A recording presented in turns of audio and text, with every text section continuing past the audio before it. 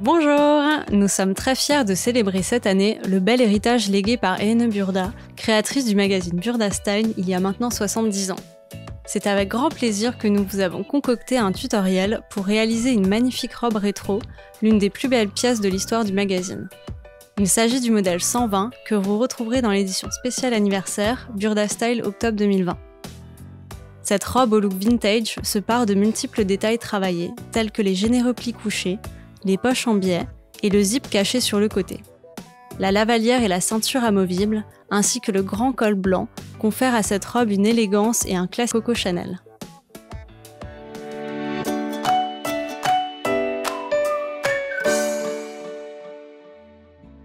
Nous avons sciemment utilisé le tissu d'origine pour un respect strict du style, à savoir un fin lainage à carreaux noirs et jaunes, d'inspiration chic, british et masculine, associé à un crêpe noir et un crêpe blanc.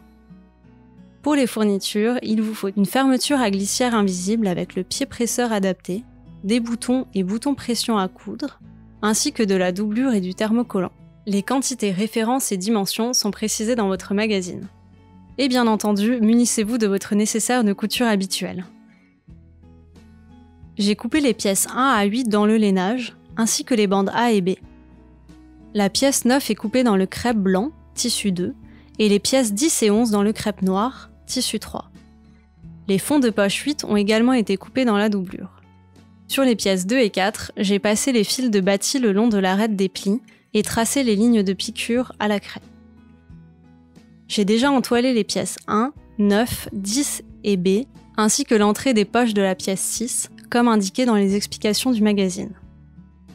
Pour toutes les coutures et les bords surfilés, j'utilise la machine à coudre Excellence 580+ de la marque Elna. Pour les bords surfilés, je vous conseille d'utiliser un point spécial surjet si votre machine en possède un, ou un point zigzag.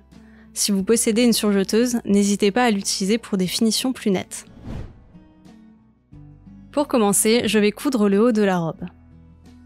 Je pose le devant latéral sur le devant central correspondant. J'assemble les surplus à partir du repère 2 et surfile les coutures ensemble. Je repasse les plis le long des lignes d'arête. Je couds le long des lignes de piqûre. Je couche au fer les plis des pièces 2 et 4. Les 3 plis de part et d'autre du milieu 2 sont couchés vers leurs côtés respectifs et les 3 plis des devants vers le côté.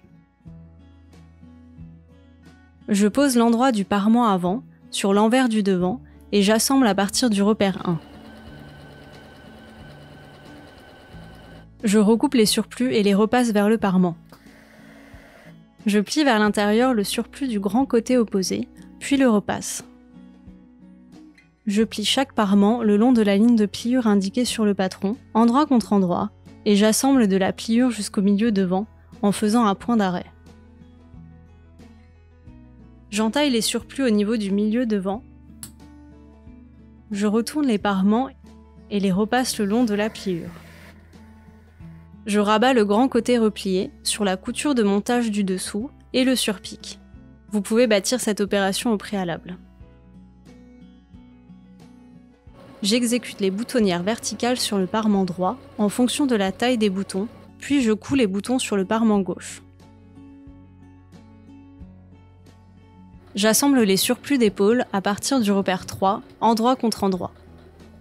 Je les surfile séparément et ouvre les coutures au fer. Je pose les pièces du col, endroit contre endroit, et assemble le pourtour en commençant et terminant au repère 4. Je dégarnis les angles, retourne et repasse le col. Je pose le bord ouvert du col inférieur sur l'encolure, endroit contre endroit, en faisant coïncider les repères du col avec les coutures d'épaule, et j'assemble entre les repères 4. Je repasse les surplus vers le col. Je replie vers l'intérieur le bord encore ouvert du col supérieur et le repasse également. Je l'épingle sur la couture de montage précédente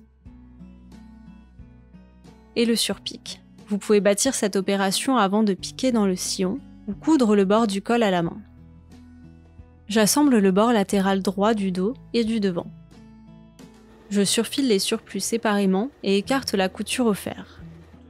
Je boutonne le devant et épingle les plis au niveau des surplus inférieurs. Pour l'étape suivante, je poursuis avec les poches.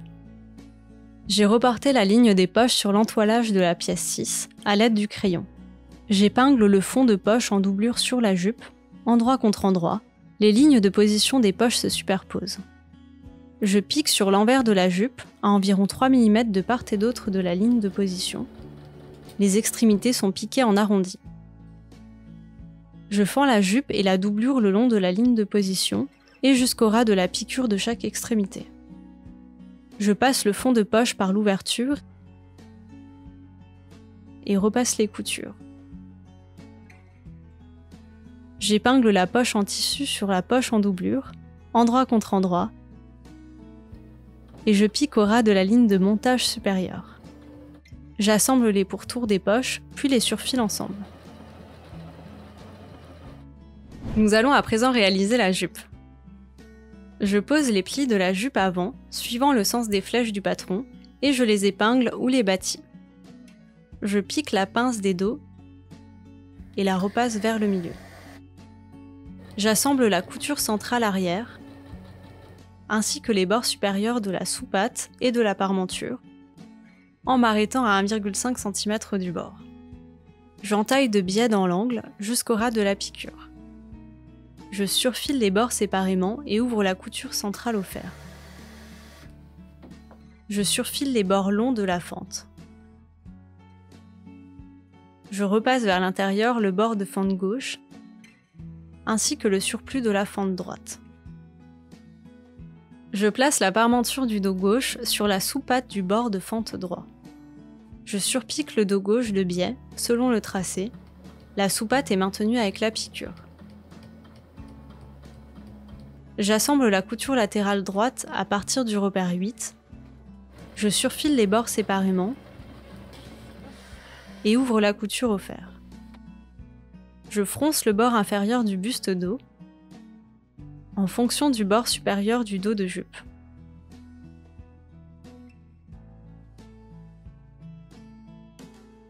Puis j'assemble la jupe au buste, endroit contre endroit. Les coutures latérales droites doivent coïncider. Je surfile les surplus séparément et ouvre la couture au fer. Je mets le pied presseur spécial fermeture invisible. Je pose la fermeture le long des bords gauche, les dents débutent au repère de fente supérieure et je l'assemble. J'assemble la couture latérale gauche au-dessus et en dessous de la fermeture. Je surfile les surplus séparément et les écarte au fer. Je surfile également l'ourlet, puis je le replie vers l'intérieur et le repasse. Je couds l'ourlet à la main au point invisible, puis je couds le bord inférieur de la parmenture et de la sous-patte de fente sur l'ourlet.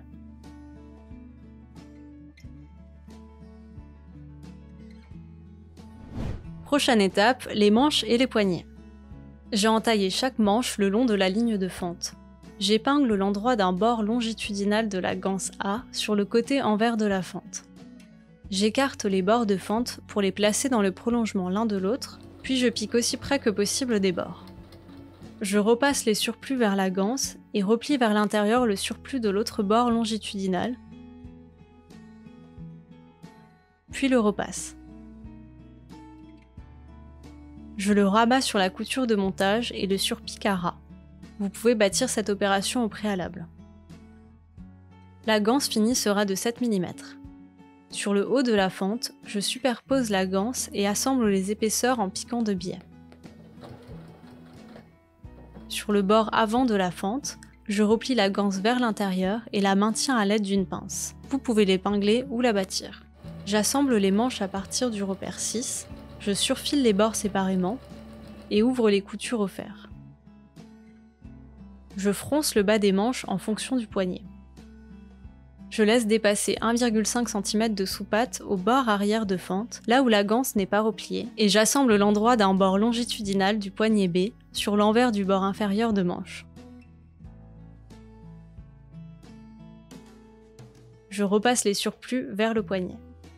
Je plie le poignet, endroit contre endroit, et assemble les petits côtés ainsi que la sous-patte. Je dégarnis les angles, retourne le poignet,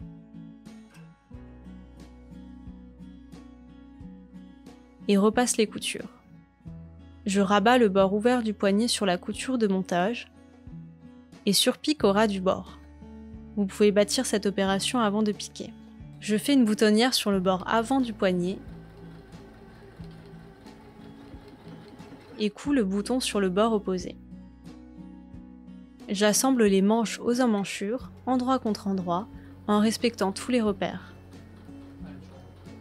Je surfile les surplus ensemble et les repasse vers la manche. 5e étape, je réalise maintenant la ceinture. Je pose les pièces de la ceinture, endroit contre endroit, et assemble le pourtour en laissant une ouverture.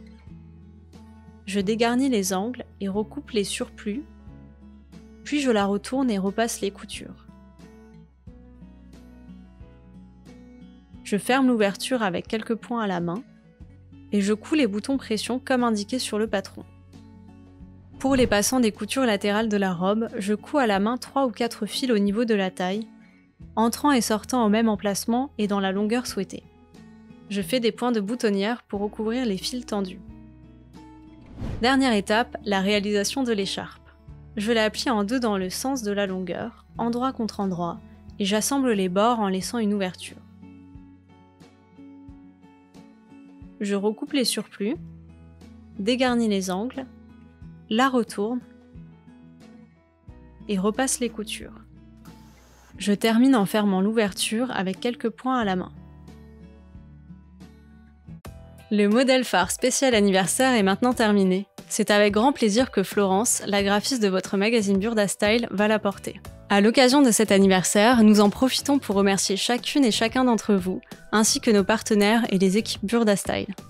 Fidèles au désir d'Ena Burda, nous vous accompagnons et vous accompagnerons encore dans la réalisation de vos tenues préférées. Burda Style vous remercie et recommande son partenaire machine à coudre, Elna. À très bientôt pour de nouveaux tutoriels Burda Style.